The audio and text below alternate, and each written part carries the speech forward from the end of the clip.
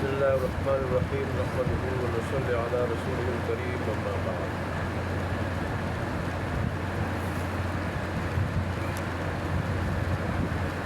قضاء حاجت سے متعلق آداب کا ذکر۔ عن ابی ہریرہ قال قال صلی اللہ علیہ وسلم اتقوا اللاعنین قالوا وما اللاعنان یا رسول اللہ صلی اللہ علیہ وسلم قال الذي يتخلى في طريق الناس وفي ظلهم۔ حضرت ابو ہریرہ سے روایت ہے کہ رسول اللہ صلی اللہ علیہ وسلم نے فرمایا کہ دو لعنت کا باعث بننے والی باتوں سے اپنے آپ کو بچاؤ۔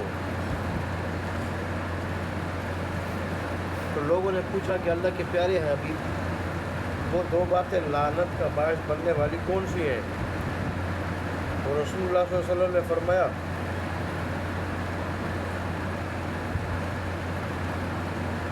کہ ایک تو وہ شخص ہے کہ جو لوگوں کے راستے میں قضاء حاجت کرتا اور یا پھر ان کے سائے میں۔ اور ابو داؤد شریف کی روایت میں یہ ہے، موارد کا لفظ ہے کہ ایسے مقامات پہ جو پاخانہ پیشاب کرے، خاص کر پاخانہ یا تخلیٰ کا لفظ آیا ہے کہ جن مقامات پہ پانی کا انتظام اور لوگ پانی کے لیے آتے جاتے ہوں، تو ایسے مقام پہ بھی پاخانہ کرنا یہ لوگوں کی طرف سے لعنت، برا بلا کہنے کا باعث بنتا۔ اس لیے رسول اللہ صلی اللہ علیہ وسلم نے یہ آداب ذکر فرمائے کہ اگر کسی آدمی کو گھر کے علاوہ کہیں صحرا میں، جنگل میں پاخانے کی ضرورت پڑ جائے تو اس کو چاہیے کہ ایسی جگہ میں قضاء حاجت نہ کرے کہ جو لوگوں کی عام درفت کی جگہ ہو، عام درفت کی جگہ، اور جہاں پاخانہ کرنے سے، قضاء حاجت کرنے سے لوگوں کو تکلیف ہو۔ اس سلسلے میں خود رسول اللہ صلی اللہ علیہ وسلم کا اپنا معمول کیا تھا، آپ کا عمل کیا تھا اور آپ کی تعلیم کیا تھی۔ اس کے لیے یہ حدیث سنیں، تعلیم اور ہدایت کو ایک آپ نے سنی، لیکن آپ کا اپنا طریقہ کیا تھا، عمل کیا تھا، وہ سنیں۔ عن جابر قال كان النبي صلی اللہ علیہ وسلم اذا اراد البراز انطلق حتى لا يراه احد۔ جابر سے روایت ہے کہ رسول اللہ صلی اللہ علیہ وآلہ وسلم جب قضاء حاجت کا ارادہ فرماتے ہیں تو اتنا دور جاتے یہاں تک کہ کوئی رسول اللہ صلی اللہ علیہ وسلم کو نہیں دیکھ سکتا۔ اللہ تعالیٰ نے انسان کی فطرت میں شرم و حیا اور شرافت کا جو مادہ ودیت رکھا ہے، اس کا تقاضا یہ ہے کہ انسان اس کی کوشش کرے کہ اپنی اس قسم کی بشری تقاضے اور ضرورتیں بھی اس طرح پوری کرے کہ کوئی عام اس کو نہ دیکھ سکے، اگرچہ اس کے لیے دور سے دور جگہ جانے کی دقت اور مشقت اٹھانی پڑے۔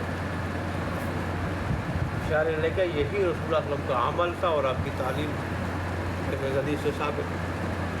خود اتنا دور جاتے رسول اللہ صلی اللہ علیہ وسلم، اس وقت ظاہر ہے جیسے آج کل واش روم ایسے واش روم کو نہیں ہوتے تھے، باہر جانا پڑتا تھا۔ تو مجھے خود اپنا بچپن یاد ہے کہ گاؤں میں ہوتے تھے تو گھر میں انتظام نہیں ہوتا تھا، ہم باہر جاتے تھے، دور دراز جانا پڑتا تھا۔ تو ایسی جگہ جائے انسان کہ وہاں کسی کی نگاہ نہ پڑے، پردہ ہو۔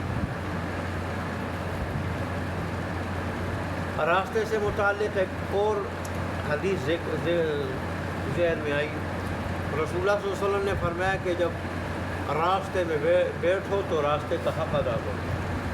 صحابہ کرام نے پوچھا راستے کا حق کیا ہے؟ فرمایا ایک تو اگر وہاں کوئی غیر محرم عورت گزرے تو اس کی طرف نگاہ اٹھا کے مت دیکھو،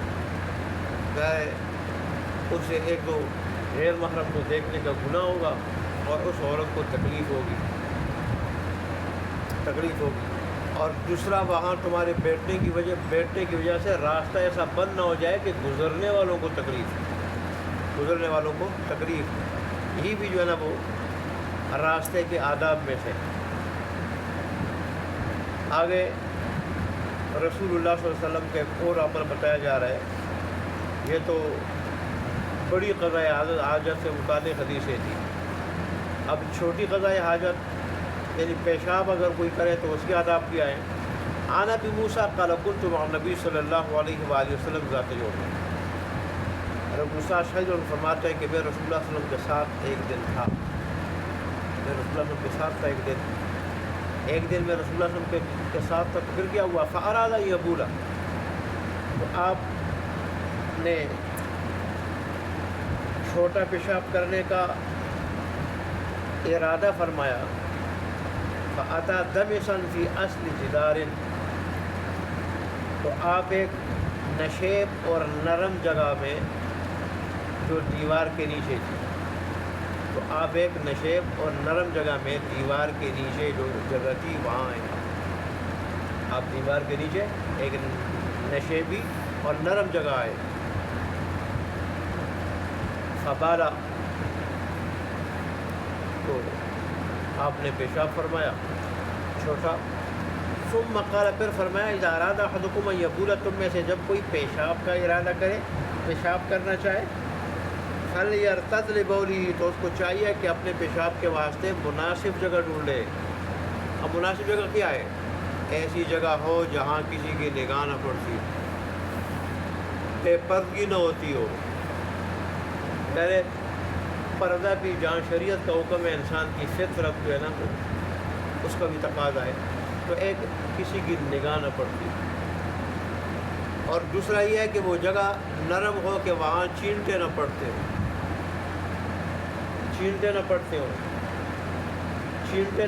ہوں، ایسی جگہ ہو۔ اور تیسرا یہ کہ پیشاب کا رخ بھی غلط، قبلے کی طرف منہ نہ ہو۔ تو اللہ تبارک و تعالیٰ رحمت کاملہ نازل فرمائے امام الانبیاء پہ کہ آپ نے پاخانہ اور پیشاب کے آداب بھی اپنی امت کو سکھائے، اور یہی ہمارے دین کی جامعیت ہے۔ ہمارا دین صرف نظریے کا نام نہیں، نظریے کے ساتھ عمل کا نام، اور زندگی کے ہر موڑ کے لیے اس دین کے اندر رہنمائی موجود ہے، اس دین کے اندر۔ اس لیے اللہ تبارک و تعالیٰ دل سے اس دین پہ عمل کرنے کی اور اس کی قدر کرنے کی توفیق عطا فرمائے۔ واخر دعوانا الحمدللہ۔